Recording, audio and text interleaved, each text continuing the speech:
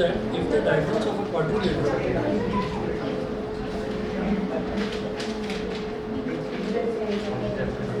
और ये question number 3 है, एनसीईआरटी में से बता रहा हूँ।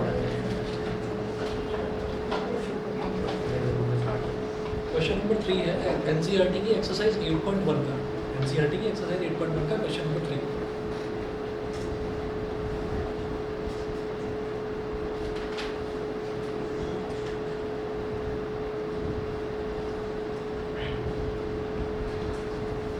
क्वेश्चन भी लिख रहा हूँ। Show that if the diagonals of a quadrilateral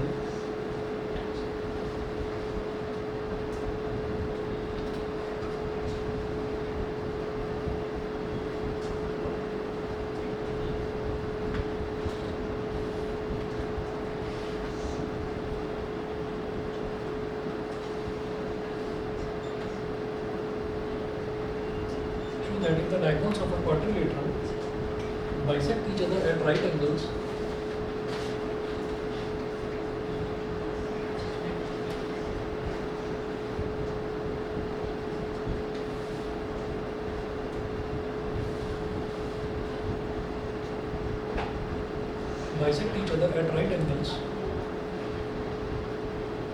then it is a rhombus. Then it is a rhombus. ठीक है, वो कह रहे हैं कि show that if the diagonals of a quadrilateral, अगर कोई एक ऐसा क्वाड्रिलेटरल है जिसके डायगोनल्स एक दूसरे को बाइसेक्ट करते हैं 90 डिग्री पर, बाइसेक्ट करने का मतलब आधे आधे में डिवाइड करते हैं, 90 डिग्री पर डिवाइड करते हैं, तो तब हमको ये प्रूव करना है फिर वो एक रोम्बस होगा। ठीक है, तो देखिए कैसे करेंगे। हमें क्या प्रूव करना है कि वो रोम्बस होगा, तो पहले जानबूझकर उसको बनाएंगे ऐसा कि वो रोम्बस जैसा दिखाई दे। मानेंगे नहीं उसको रोम्बस, लेकिन वो ऐसा बनाएंगे। अब जैसे क्वाड्रिलेटरल है तो आप कहोगे नहीं क्वाड्रिलेटरल है तो उसको ऐसा बनाऊंगा, ऐसा ऐसे ऐसे अजीब सा बनाऊंगा। ठीक है, तो ऐसे बनाओगे ना तो खुद ही कंफ्यूज होगे उसको बनाने में। जब मुझे उसको रोम्बस प्रूव करना है तो आप अपनी सुविधा के लिए उसको बनाइए ताकि वो रोम्बस जैसा दिखाई दे। ठीक है, तो हम क्या करेंगे, रोम्बस क्या होता है, एक ऐसा पैरेललोग्राम जिसकी सारी की सारी साइड्स इक्वल होती है, उसको रोम्बस बोलते हैं।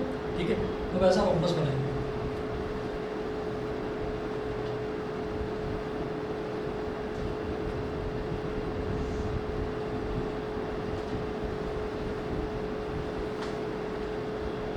ए बी सी डी, ये रोम्बस हो गया ABCD। ठीक है, अच्छा तो अभी मैं इसको रोम्बस बोलूँगा नहीं, है ना। तो ABCD हमने एक क्वाड्रिलेटरल ले लिया। अब क्या करेंगे, show that if the diagonals of a quadrilateral, तो इसका मैंने ये डायगोनल दिया BD,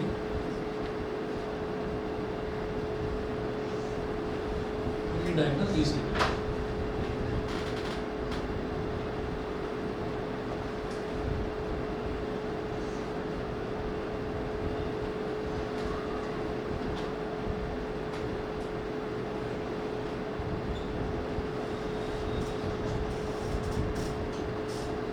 ये एक दूसरे को बाइसेक्ट कर रहे हैं और राइट एंगल पर कर रहे हैं।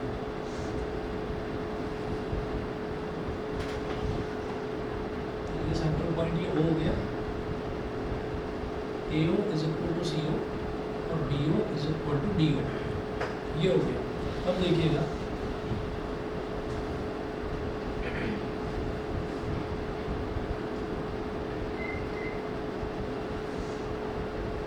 Given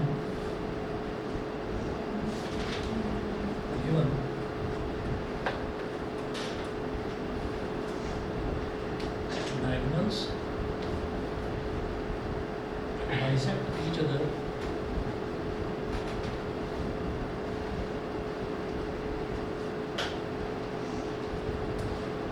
at right angles,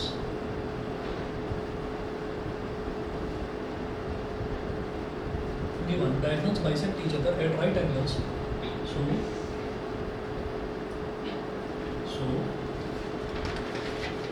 AO is equal to CO, BO is equal to DO, AO is equal to CO, BO is equal to DO।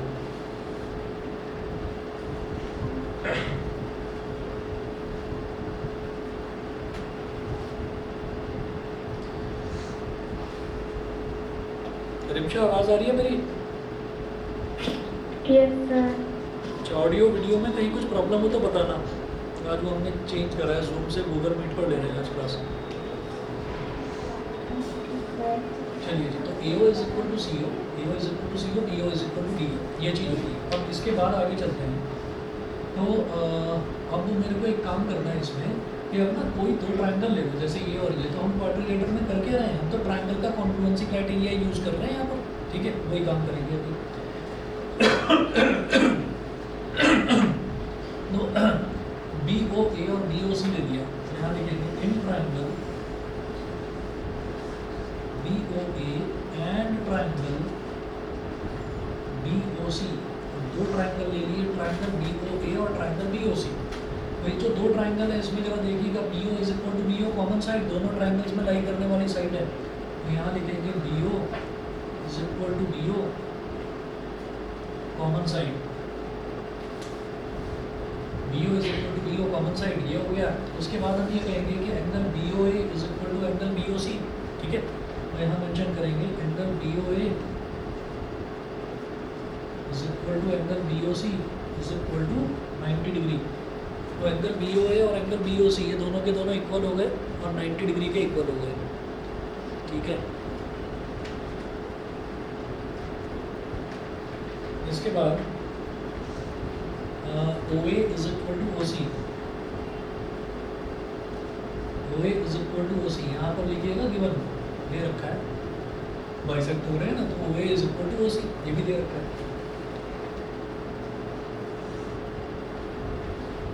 अच्छा जी, उसके बाद ये क्या हो गया, साइड एंगल, साइड ऐसे ऐसे हो जाएगा। आर एच एस तो नहीं लग रहा किसी को, आर एच एस है ऐसे, आर एच एस में हाइपोटेन्यूज होनी चाहिए 90 डिग्री के सामने वाली साइड, ठीक है। ये कई बार ना कंफ्यूज करने के लिए बोल देता हूँ। चलिए, तो ये ऐसे ऐसे हो गया, तो लिखिएगा आई SAS congruence criteria।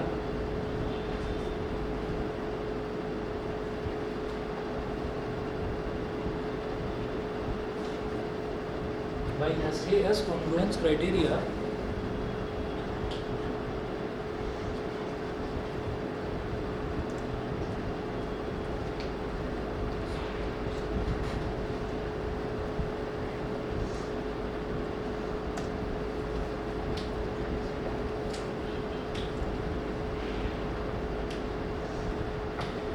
भाई ऐसे एस कॉन्फ्लुएंस क्राइटेरिया। हाँ भाई, अब एक बात बताऊँ, हम दो साइड्स ले रहे हैं और बीच में एक एंगल है, तो दो साइड्स हैं एक एंगल है, मेजॉरिटी में साइड हो गई। तो जब साइड हमारे पास मेजॉरिटी में हो गई तो फिर हम साइड्स को लेकर चलेंगे। तो ये बी ओ है, B O is equal to B O, O A is equal to O C. तो इधर वाले ट्राइंगल की कौन सी साइड्स हैं, बी ओ और ओ ए, ठीक है। रफ में करना है इस काम को, इधर वाले ट्राइंगल की साइड्स हो गई बी ओ और ओ ए, बी ओ और ओ ए को दोनों को कंबाइन कर दिया तो क्या बन गया, बी ओ ए, ठीक है। तो क्या लिखेंगे, ट्राइंगल बी ओ ए इस कॉन्ग्रुएंट। तो साइड्स को इस तरीके से यूज़ करते हैं, ठीक है, जैसे एंगल्स का बताया था पिछली क्लास में, ऐसी साइड्स को इस तरह से यूज़ करते हैं। अब यहाँ पर क्या यूज़ करा जा रहा है, बी ओ और ओ सी। तो बी ओ और ओ सी, तो दोनों में जो कॉमन अल्फाबेट है वो बीच में होना चाहिए, ऑलरेडी बीच में है, ओ और ओ दोनों बीच में है, तो कंबाइन करा तो क्या बन गया, बी ओ सी। तो ट्राइंगल बी ओ सी, ठीक है। एक चीज़ तो ये हो गई। उसके बाद देखिएगा, हमारा ये वाला ट्राइंगल इस वाले ट्राइंगल के कॉन्ग्रुएंट हो गया। फिर मुझे बाकी चीज़ों से मतलब नहीं, बस एक चीज़ ध्यान से देखेंगे हम, बस हमारा ये वाली साइड और ये वाली साइड बराबर हो जाए, इक्वल हो जाए, ठीक है। ये वाली साइड और ये वाली साइड इक्वल टू हो जाए, तो ये हो गई। आप ये देखिएगा, जब हम सीपीसीटी करते हैं तो हमें क्या करना होता है भाई, पहला दूसरा अल्फ़ाबेट बी ओ और इसका पहला दूसरा अल्फ़ाबेट ये भी बी ओ, सेमीकोलन, इसका दूसरा तीसरा अल्फ़ाबेट ओ ए और इसका दूसरा तीसरा अल्फ़ाबेट ओ सी, सेमीकोलन, इसका पहला तीसरा अल्फ़ाबेट बी ए और इसका पहला तीसरा alphabet B C. B A is equal to B C. मेरे काम की चीज़ ये है, यहाँ लिख लेना बाई सीपीसीटी। सीपीसीटी का मतलब corresponding parts of congruent triangles are equal, तो ये इक्वल हो गए। तो मेरे काम की चीज़ है B A is equal to B C, B A is equal to B C. तो पहली चीज़ तो ये हो गई भाई, इसको बोल दीजिए इक्वेशन नंबर 1। ठीक है, बी ए और बी सी इक्वल आ गया। अब ये वाला ट्राइंगल और ये वाला ट्राइंगल ले लीजिए, इन ट्राइंगल सी ओ डी,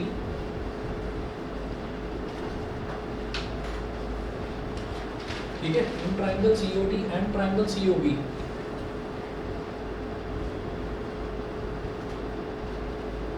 दो ट्राइंगल ले लीजिए सी ओ डी और C O B, in triangle C O D and triangle C O B, C O is equal to C O common side,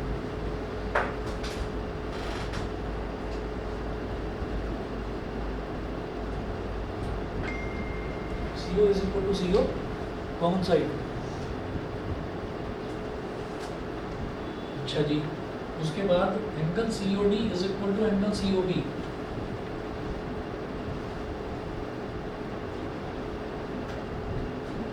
दोनों 90 degree के, ठीक। अच्छा, उसके बाद हम ये कहेंगे OD is equal to OB,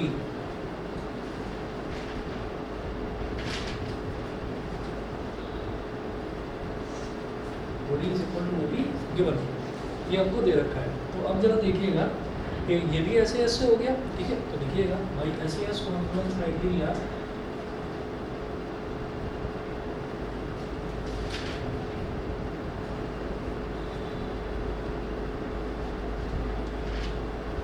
भाई ऐसे कॉन्फ्लुएंस क्राइटेरिया। अब साइड्स हैं मेजॉरिटी में, तो CO है और OD है, जब दोनों को कंबाइन करेंगे COD, CO और OB जब दोनों को कंबाइन करेंगे तो COB।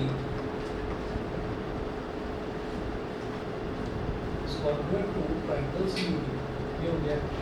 जो मेरा जो टारगेट है अगेन फिर से वही है कि ये BC और CD, AB और BC इक्वल हो चुका है, AB मतलब BA है ना, BA is equal to BC हो चुका है। अब BC is equal to CD हो जाए तो एक काम और हो जाएगा कंप्लीट। तो जरा देखिएगा, ये तो हमने तीनों साइड्स लिख ली थी, तीनों लिखने की जरूरत नहीं है, जो काम की है ना वो लिख लेते हैं। तो हम पहला और तीसरा अल्फाबेट ले लेते हैं, CD तो इसका भी पहला तीसरा अल्फाबेट ले लेंगे, तो CD और CB इक्वल हो जाएगा।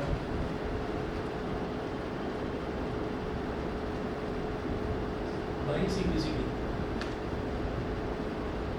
CD is equal to CD by CBCD, इसको बोल दीजिए इक्वेशन नंबर 2, ठीक है। अच्छा जी, इसके बाद आगे चलते हैं। अब ये वाला ट्राइंगल और ये वाला ट्राइंगल, तो triangle DOC and DOA,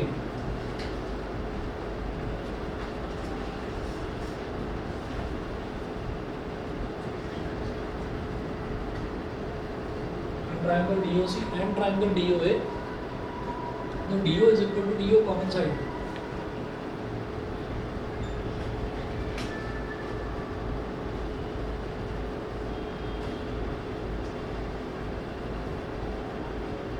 DO is equal to DO common side, पहली चीज़ तो ये होगी।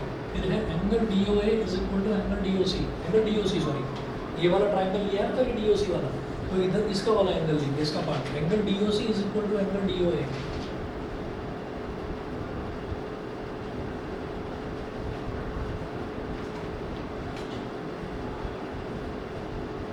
इज इक्वल टू 90 डिग्री, ये हो गया, ठीक है। Angle DOC is equal to angle DOA, ये हो गया 90 डिग्री। उसके बाद अगला क्या बचता है, OC is equal to OA,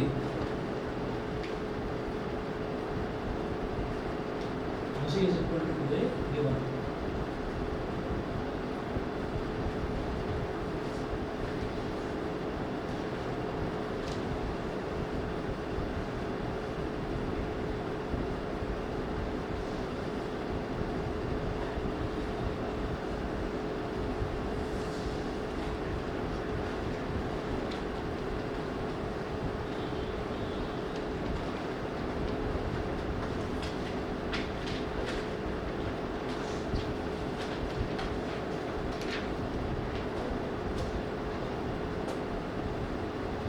अच्छा जी, तो फिर वही भाई ऐसे है कॉन्फ्लुएंस क्राइटेरिया।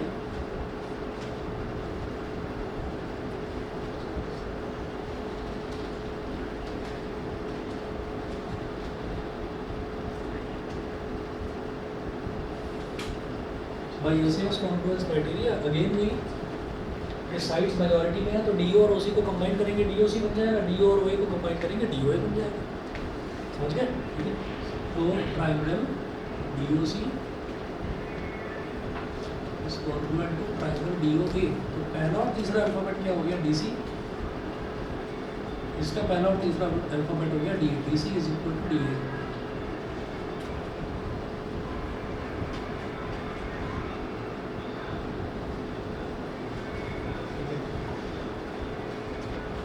ठीक है, B A is equal to B C. अब अगर हमने इक्वेशन नंबर 1, 2 और 3 ले लिया तो फिर आप ये देखिएगा कि इक्वेशन 1 से तो बी ए बी सी के इक्वल है, इक्वेशन 2 से ये जो बी सी है ये सी डी के इक्वल है, और इक्वेशन 3 से ये जो सी डी है, सी डी या डी सी, ये डी ए के इक्वल है। तो फिर तीनों इक्वेशन को अगर देखें तो सारी साइड्स इक्वल आ गई, और सारी साइड्स अगर इक्वल है then it is a rhombus. ठीक है, तो हम यहाँ पर लिखेंगे फ्रॉम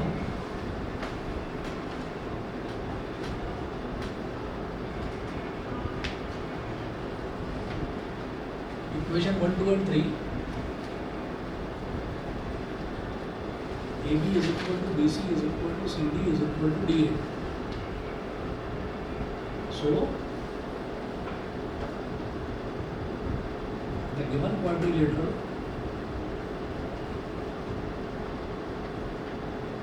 is a rhombus. जो क्वाड्रिलेटरल है ये एक rhombus है।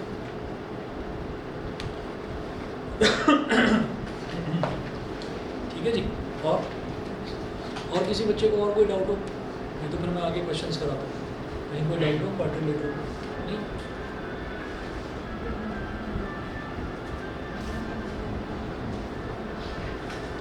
यानी भोजपुरी गाने चला दिए फिर से।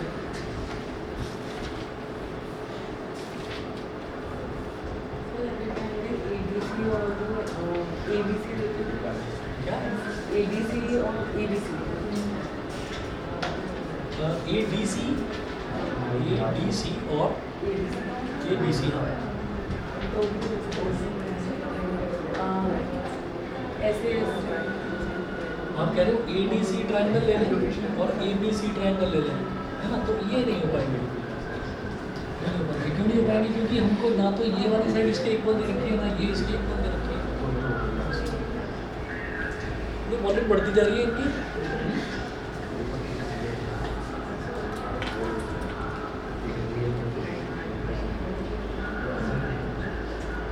एक्चुअली वो तो मैं मजाक में कह रहा हूँ, गणपति जी की यात्रा निकल रही है, पता होगा। तो आज मैं फंस गया था यात्रा में, और एक से बढ़कर एक डांसर है उनमें। मतलब ऐसे ऐसे डांस देखे हैं ना, आज मेरे को हंसी आ रही थी। मतलब पूरे स्टेप्स दिखा रहे थे ऋतिक रोशन टाइम, एकदम बहुत बढ़िया। वो कौन सा आता है वो इंडियाज़ गॉट टैलेंट वाले जो होते हैं, मैं ये सोच रहा था, मैंने कहा कि एक तो ये जो कांवड़ वाला टाइम चलता है और एक ये जो चलता है, इस टाइम ये आ जाए यहाँ पर, इनको टैलेंट ही टैलेंट मिल जाएगा।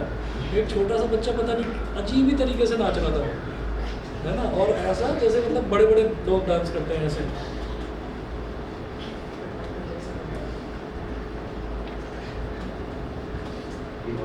कहीं जाना था, पहले तो मैं चिढ़ रहा था एकदम से कि जाम में फंस गया, लेट होता जा रहा हूँ। फिर मेरे अचानक उनके डांस पर नज़र पड़ी, तब एकदम मूड फ्रेश हो गया। मैंने कहा हो गया लेट तो हो गया, इनका डांस देखो। डांस बढ़िया था सबका।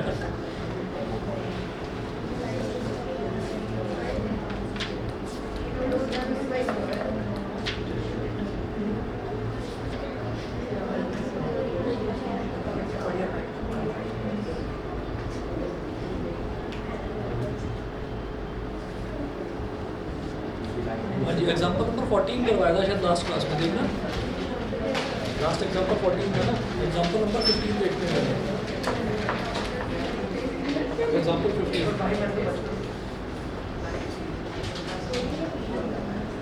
हाँ जी 15 में देखिएगा।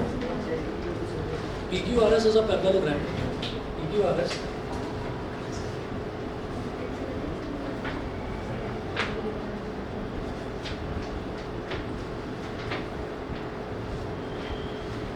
PQRS is a parallelogram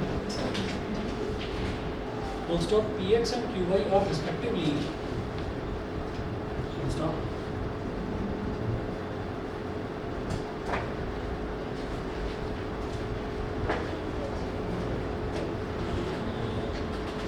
PX and QY are respectively the perpendiculars from P and Q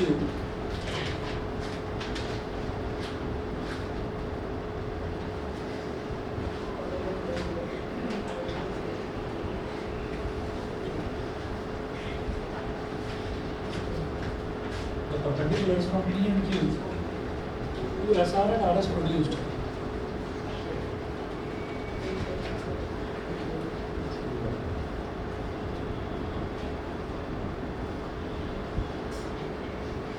to SR and RS produced, full stop, prove that Px is equal to Qy.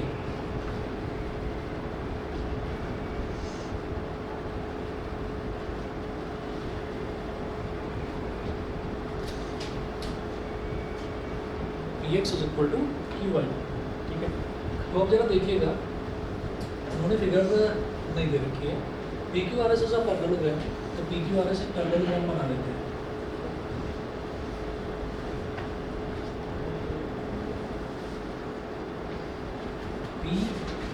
PQRS अब दोनों को दिखाई दे रहा है पीछे?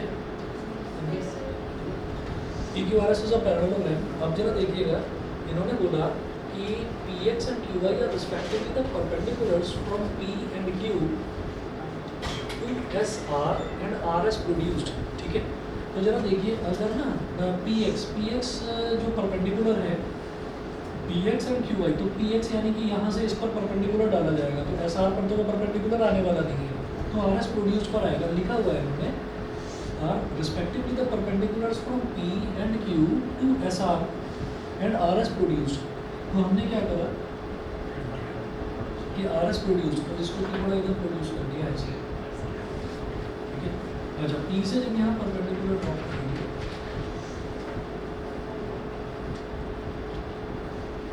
ये हो गया Px परपेंडिकुलर। दूसरा Q से जब परपेंडिकुलर ड्रॉप करेंगे,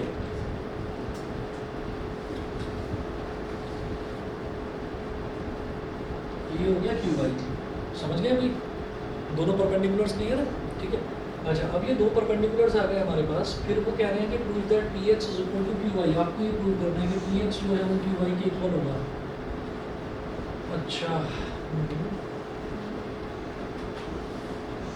Px is equal to Qy, तो एक तो अगर इस ट्राइंगल और इस ट्राइंगल को लेंगे तो एक तो राइट एंगल है दोनों में।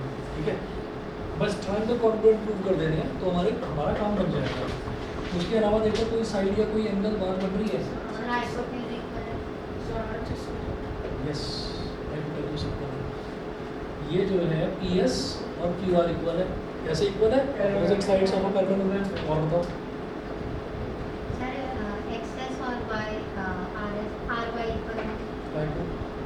बताओ, ये बताओ बस।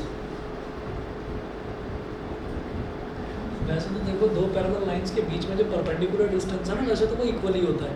ठीक है, फिर भी ये पूछ रहे हैं तो इनका मन रखने के लिए करना पड़ेगा इसको।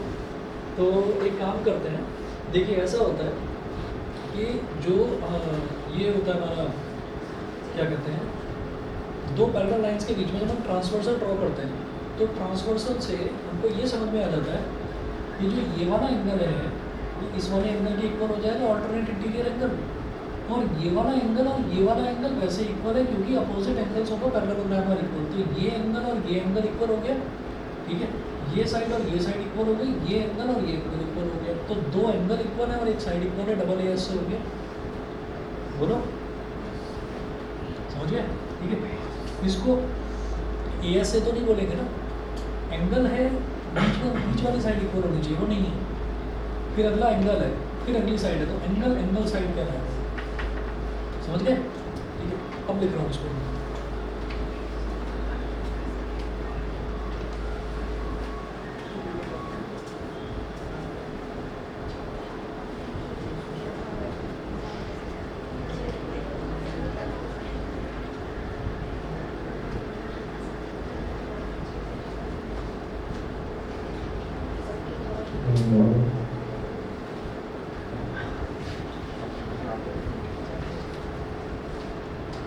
देखिए in triangle PXS and triangle QYR ऐसे लिख दीजिए। In triangle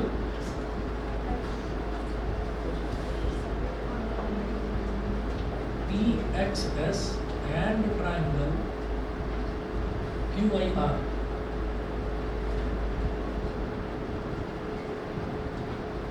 PXS and QYR, तो ये दो ट्राइंगल्स हैं हमारे पास। तो हम इसमें ये कहेंगे कि angle PXS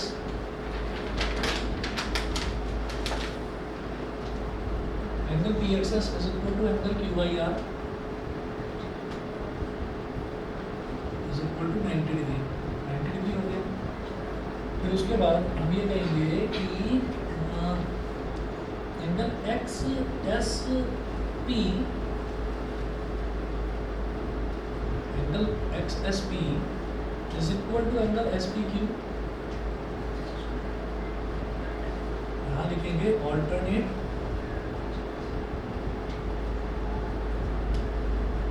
interior angles, alternate interior angles, ठीक है। और फिर लिखेंगे कि angle S P Q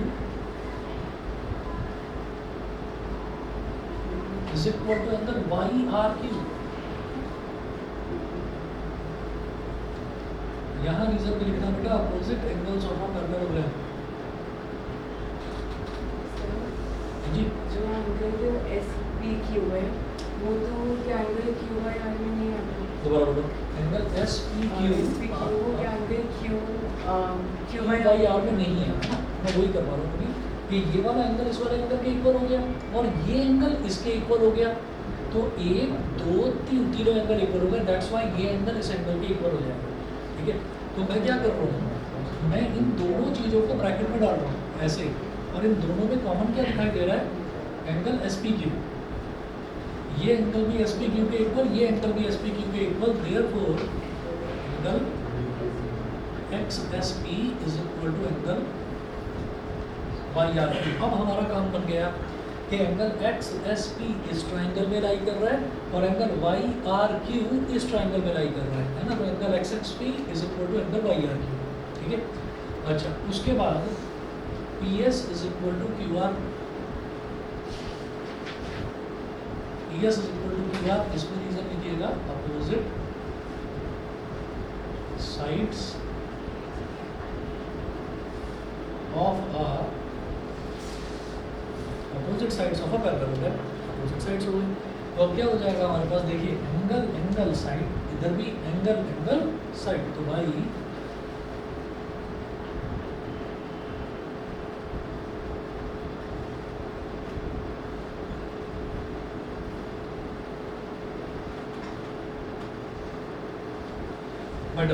double A S Confluence criteria. तो अब इसमें देखिएगा डबल ए एस का मतलब क्या है, दो एंगल है एक साइड है, तो एंगल क्या हो गया मेजॉरिटी में, जब एंगल मेजॉरिटी में हो गया तो एंगल्स को पकड़ेंगे। भाई ये वाला एंगल क्या है x और ये वाला एंगल क्या है y, तो पहले लिख दो x इधर और इधर लिख दो y।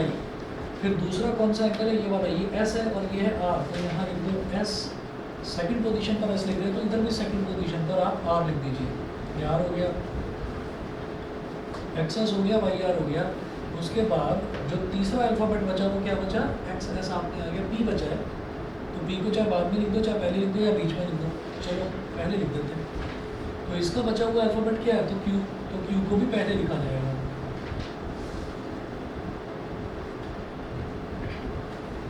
Triangle PXS is congruent to triangle QYR, ये है, ठीक है। अच्छा जी, इसके बाद क्या करेंगे, PXS is congruent to QYR। हमें क्या प्रूव करना था, PX is equal to QY करना था। तो पहला दूसरा अल्फ़ाबेट क्या, PX, इसका पहला दूसरा अल्फ़ाबेट क्या है, QY, हो गया काम। PX is equal to QY by CPCT, ये प्रूव हो गया, बोलो समझ गया जी, ठीक है। एग्जाम्पल नंबर 16 देखिएगा।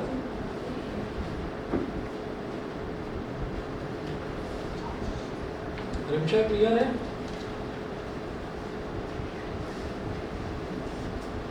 ठीक है।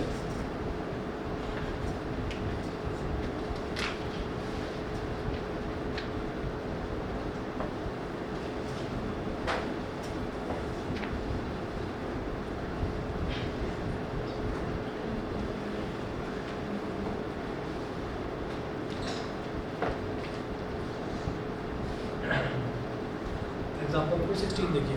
16 में ABCD is the parallelogram.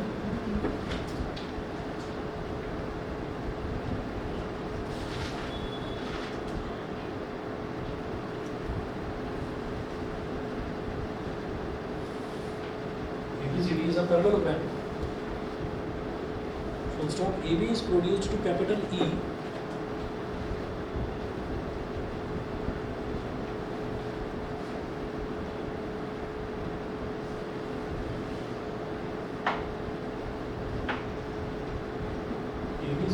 to capital E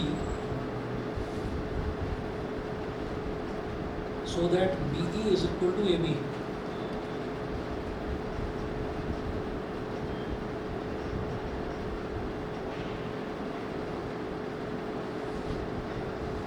So that BE is equal to AB. Full stop. Prove that ED bisects BC.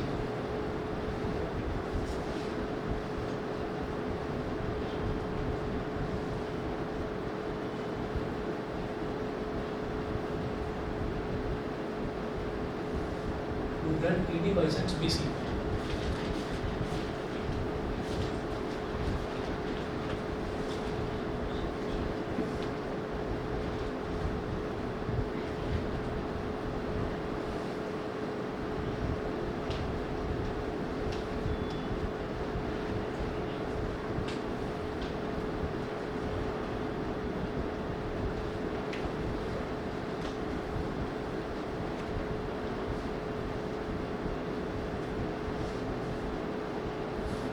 ABCD।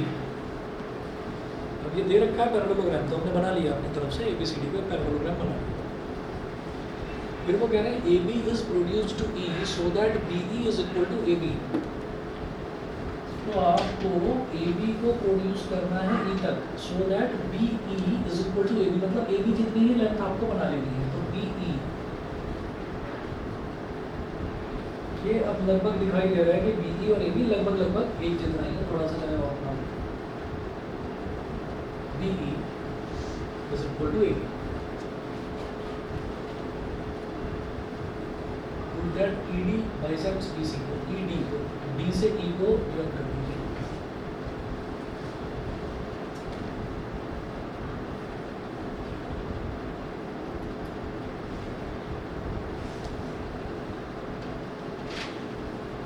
ये प्रूव करना है, ये जो ED है इसको BC को बाइसेक्ट करना है, तो ये और ये इक्वल होगा, इसको वो बोल दो।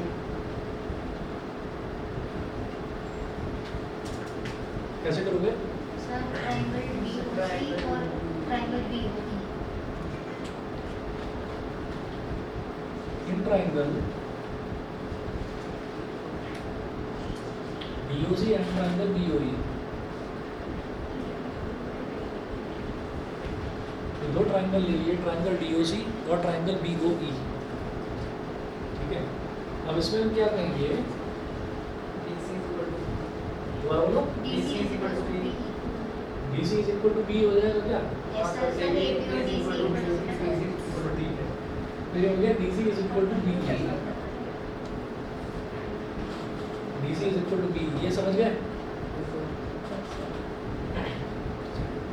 देखिए ये जो BC है ये AB के इक्वल है ना, और दे रखा है कि BE AB के इक्वल है, बस BC भी BE के इक्वल हो जाएगा। BE जो है वो AB के इक्वल है और AB DC के इक्वल है। AB DC के इक्वल क्यों? क्योंकि ये पैरेललोग्राम। ठीक है, चलो जी, तो DC is equal to BE, reason में लिख देना, because DC is equal to AB and AB is equal to BE, ये दे रखा है। ठीक है, तो भाई ये दोनों साइड्स इक्वल हो गई, उसके बाद क्या करेंगे, ये वाला एंगल इस वाले एंगल के इक्वल। हाँ जी, तो angle DOC is equal to angle BOE vertically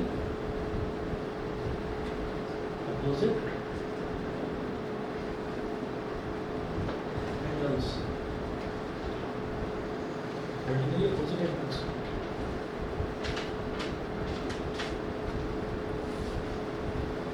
ठीक है जी, ये हो गया vertically opposite angles, DOC is equal to BOE। इसके बाद क्या करें, sir DC is equal to OBE। ये वाला एंगल और ये वाला एंगल जो भी इक्वल हो जाएंगे, तो angle BCO is equal to angle OBE।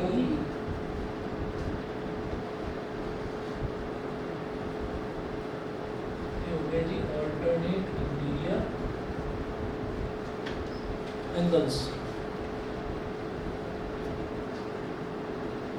ठीक है, तो दोनों ट्राइंगल्स देख लीजिए, दोनों ट्राइंगल्स में क्या हमने यूज़ करा, ये वाला एंगल, ये वाला एंगल, ये वाली साइड, तो angle angle side, angle angle side, ठीक है, तो डबल ए एस कॉन्ग्रुएंस, ठीक है, तो by double A S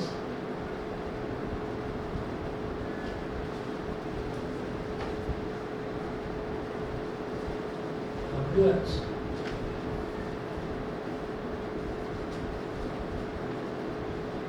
by double AS congruence criteria,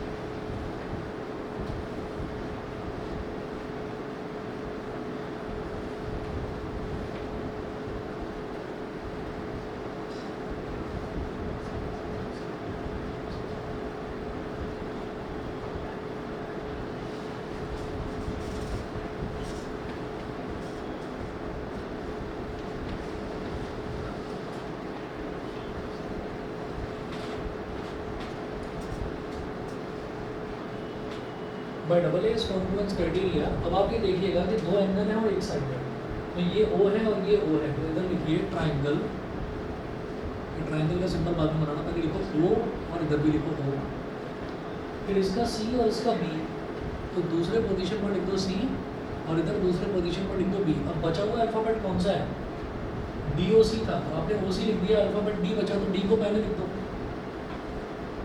अगर मान लीजिए बचे हुए अल्फ़ाबेट को आप तीसरे प्लेस पर लिखते हो, तो इस ट्राइंगल के बचे हुए अल्फ़ाबेट को भी तीसरे प्लेस पर लिखना पड़ेगा, ठीक है। यहाँ पर आपने ओ और बी लिख दिया, ओ और बी, तो बचा हुआ अल्फ़ाबेट क्या है, ई, तो ई को भी पहले प्लेस पर लिखना पड़ेगा। तो triangle D O C is congruent to triangle E O B. तो आप ये देखिएगा कि जैसे कि डी ओ सी और बी ओ ई हमने ऐसे ही लिख दिया था, अगर डी ओ सी और बी ओ ई लिख देंगे तो वो गलत हो जाएगा, इसलिए सीक्वेंस का ध्यान रखना ज़रूरी है, समझ गए। अच्छा, अब हमें क्या प्रूव करना था, prove that B D bisects B C, हमें ये प्रूव करना था कि ये जो बी ओ है और ये ओ सी के इक्वल है, तो इसका मतलब ये जो ई डी है ये इस बी सी को आधे आधे में बाइसेक्ट करना है, डिवाइड करना है। तो देखिए भाई दूसरा और तीसरा अल्फ़ाबेट क्या है, ओ सी, और इसका दूसरा और तीसरा अल्फ़ाबेट क्या है, O B. O C is equal to O B by C T, ये चीज़ हो गई टू, ठीक है। चलिए जी, इसके बाद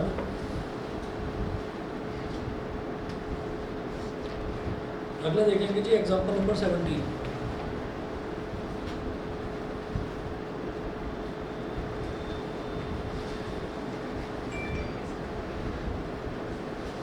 एग्जांपल 17 में देखिएगा, in a parallelogram ABCD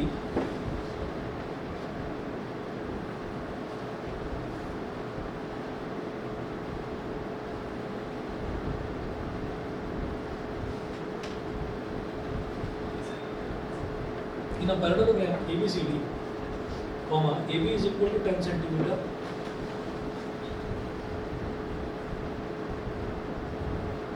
AB is equal to 10 centimeter and AD is equal to 6 centimeter.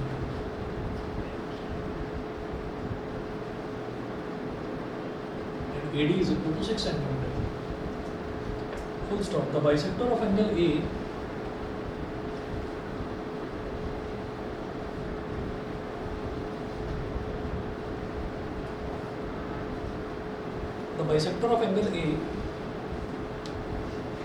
meets DC in E.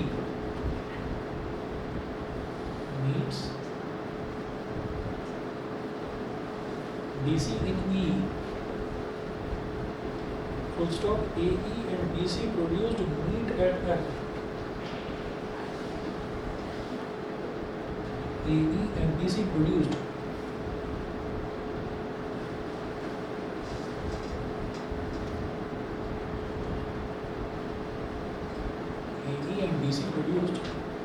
meet at F.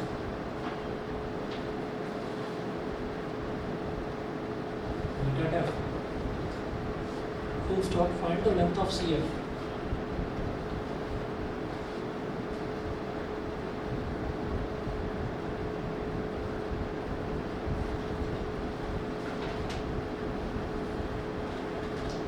इसमें भी फिगर नहीं दे रखी है, तो जो डेटा दे रखा है उसी के हिसाब से फिगर हमको बनानी पड़ेगी। इन अ पैरेललोग्राम ABCD, एक पैरेललोग्राम बनाएंगे ABCD।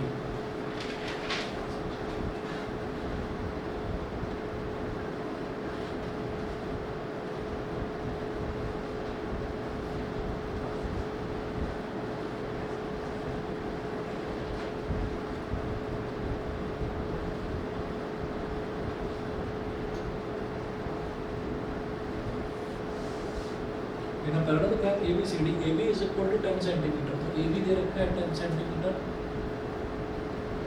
And AD is equal to 6 centimetre, तो AD कितना दे रखा है 6 centimetre. The bisector of angle A meets DC in E। Angle A का बाइसेक्टर ये DC को पॉइंट E पर मीट करता है, स्ट्राइक करता है।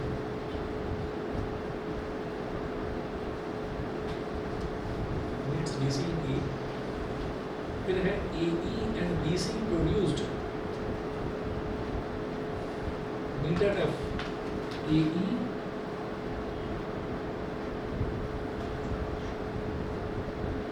and BC produced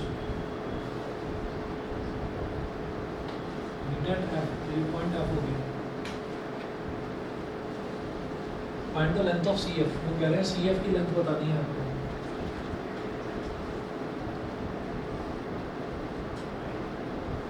देखिएगा, हम ये कहेंगे कि ये एंगल A का बाइसेक्टर है। Let angle A is equal to 2x। Angle A को 2x मान लिया आपने, बोलो 2x मान लिया एंगल A को। तो जब बाइसेक्टर है तो बेटा ये भी x हो गया और ये भी x हो गया, तो आधे आधे में डिवाइड हो गए दोनों, दोनों x हो गए। अच्छा, अब हम ये कहेंगे since AD is parallel to BC, it implies that AD is parallel to BF। AD जो है वो BF के भी पैरेलल होगा, क्योंकि BF कैसे बना है, BC को प्रोड्यूस करके तो BF बन गया। तो and AF behaves like a transversal, behaves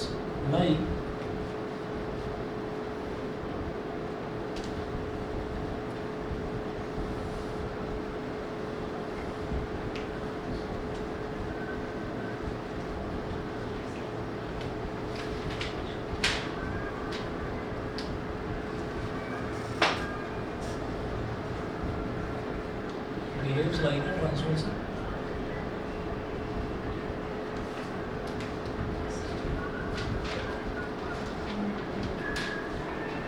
ठीक है ना, AF behaves like a transversal।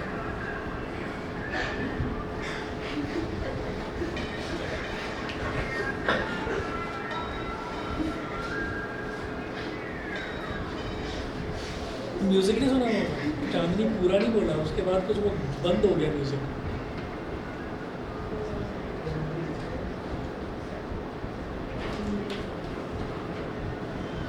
Like a transversal, ये वाला एंगल अगर x है, गुड इवनिंग, तो ये वाला एंगल भी x हो जाएगा, ऑल्टरनेट इंटीरियर एंगल्स हो गए, सही है। तो हम कहेंगे एंगल DAE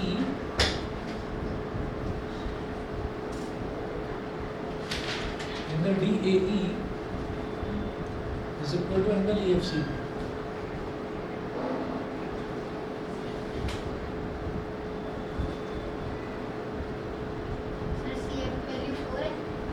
बताओ,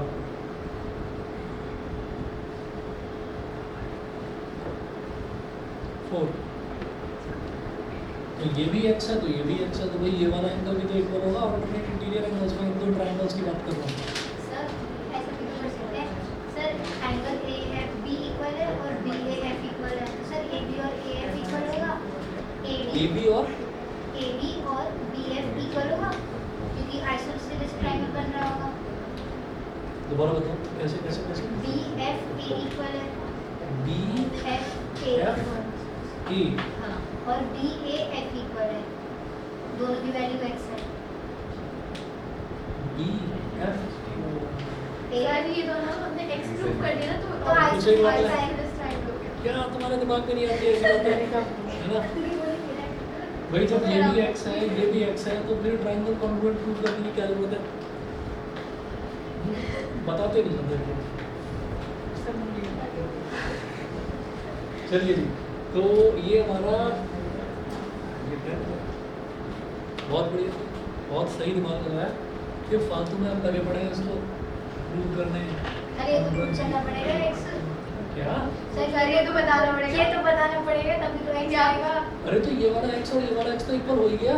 हाँ तो सर वही तो लिखा हुआ तो लिखा अब ये तुमने और कटवा दिया। कमाल है।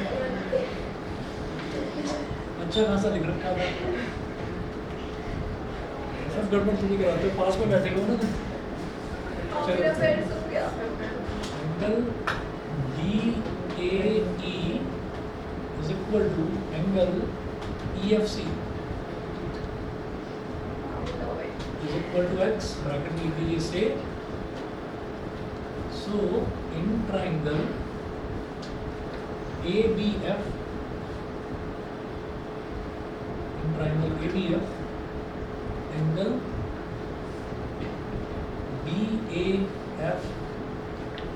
BAF ये पूरा एंगल x है और BFA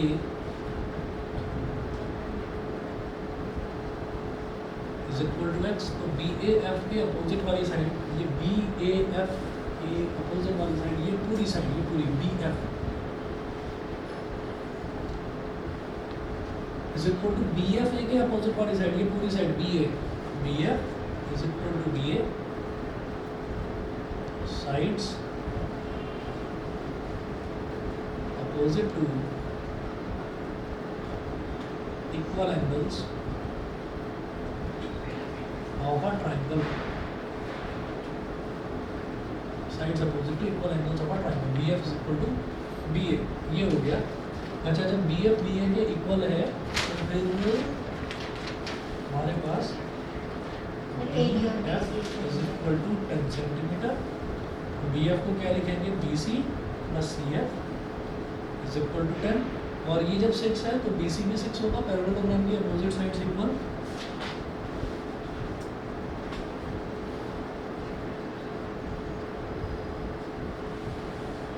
तो CF is equal to 4 centimetre. ठीक है, ये है।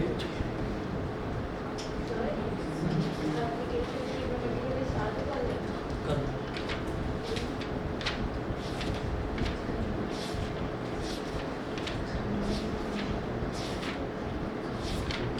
ठीक है जी, आज नहीं करते हैं।